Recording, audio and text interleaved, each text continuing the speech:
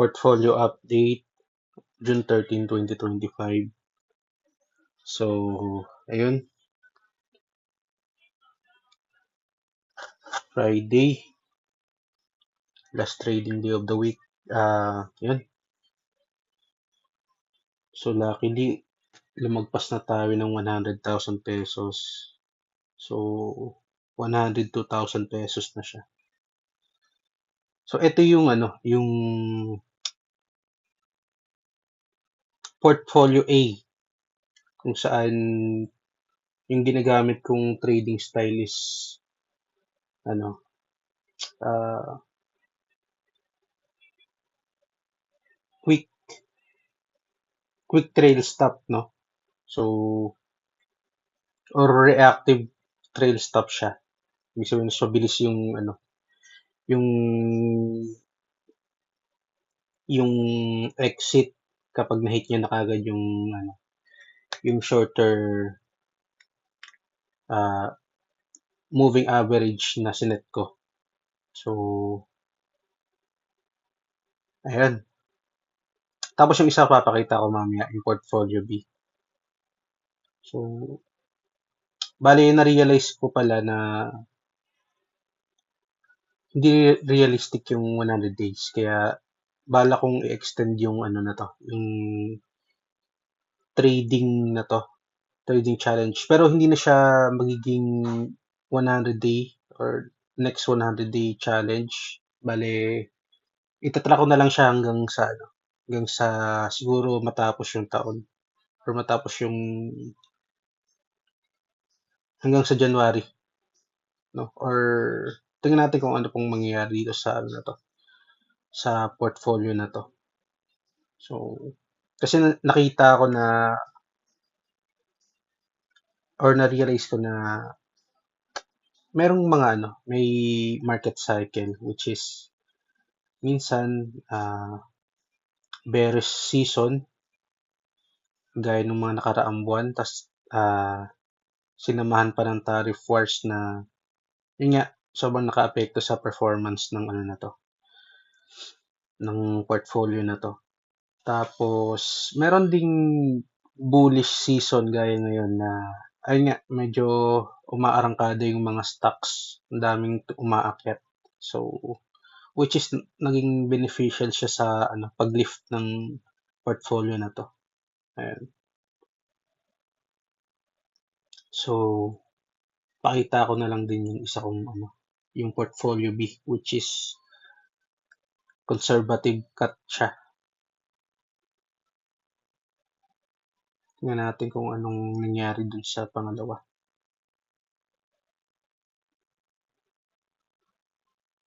Remind ko lang pala na na tong portfolio A at portfolio B, magkasabay ko silang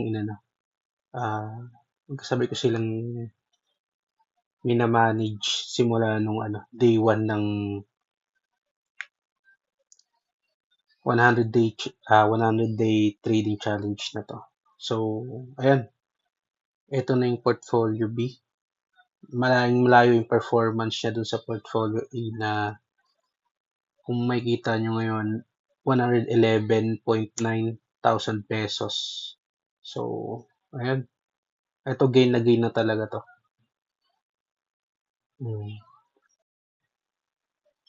So, before ako matapos, siguro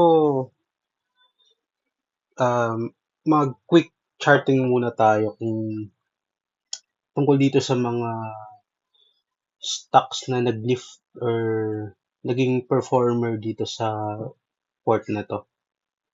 So, check natin kung sino yung pinakamataas. Tapos, tingnan natin kung saang level ko sila pinasok at kung bakit ko pa sila hinahold hanggang ngayon. Ayan, so, simulan natin dito kay Aba.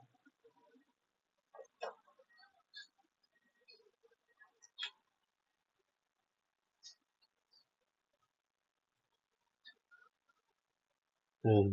So, Aba, ayan. Bale, na-timingan ko siya nung nag-reversal siya dito sa area na to. Around 43 cents. Yan, so, binili ko siya dyan. Tapos, nag-sell half ako bandang 70 cents. Yan. Pero, ayun. Hindi, mali pala. Kasi meron akong real port na minamanage. So, dun pala ako nag-sell half. Pero hanggang ngayon, dito sa portfolio na to, naka-hold pa rin siya. Hindi ko pa siya sinisell. Hindi ko siya pinapakawalan. Siguro hanggang sa mamatay yung trend, doon ko na lang siya anuhin. Doon ko na lang siya pakawalan. Pero hanggang sa ngayon, hanggat nag-hold pa rin siya sa level na yan.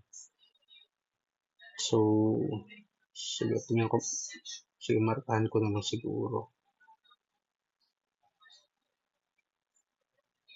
Tingin ko dito yan mamamatay. Kung mamamatay siya sa level na to, kung magti-trail stop siya dyan, tingin ko dyan yung pinaka-trail stop niya. So, 0.69 or 0.70, 70 cents. Pero kung mag-hold pa siya dyan, hayaan ko na lang muna. Since tubo na rin naman ako.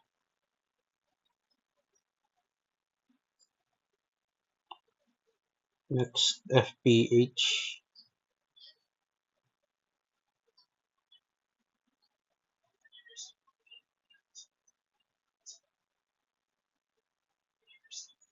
PH, oh. Maarangkada. Ayan. Actually, hindi ako umaasa talaga na ano to. Kasi medyo pangit tong stock na to eh. Although may mga pagkakataon na bigla siya nag-spike. But hindi naman talaga siya, yung performance niya is hindi kagaya ng ganito na sunod-sunod yung araw na ano siya. Sobrang bullish siya.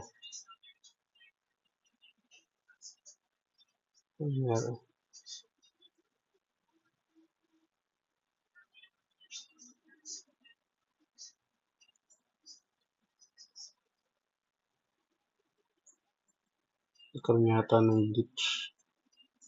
Or may napindot ako na kung ano man. Ayan. So,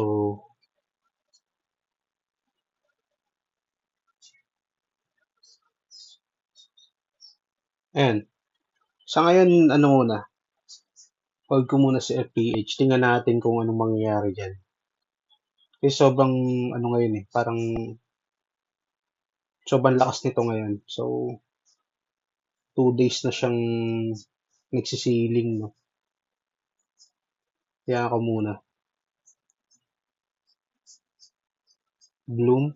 Ito si Bloom, malakas din ito eh.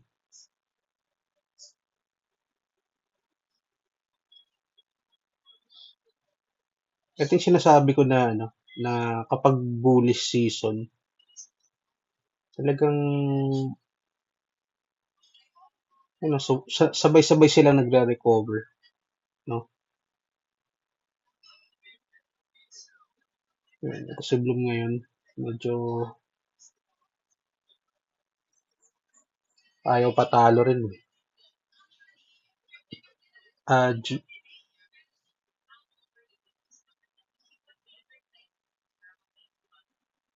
isa rin to si Aji, oh. Malakas din. Yung, parang inaano niya na, hinihit niya na yung resistance level niya. Pero tingnan natin. Naka-ready na rin naman yung ano ko dyan. Yung exit plan ko dyan. Kapag bumaliktad.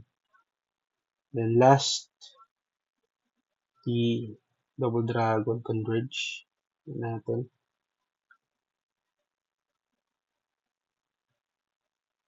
Mayroon patalo nito. Kung ko siya binili. Kasunod na araw. Ngayon, umakit ba siya lalo? Converge. Ayun. Sayang to si Converge, oh. malapit na siya. Kung siguro kung ano niya 'to, init niya 'tong support level na 'to or lumagpas siya sa support level na 'to, baka cut ko na lang din. So, sa ngayon hangga't nire-respect niya 'yan or hindi niya binubutas 'yan. Pero malapit na rin naman, eh. Malapit ko ng i-cut.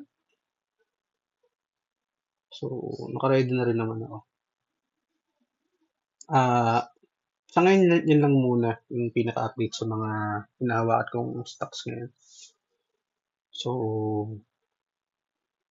kapag may bago or interesting na kaganapan sa market, saka na lang siguro ulit ako maglalabas ng bagong video. So, sa ngayon, ito na lang muna. Habol ko lang pala.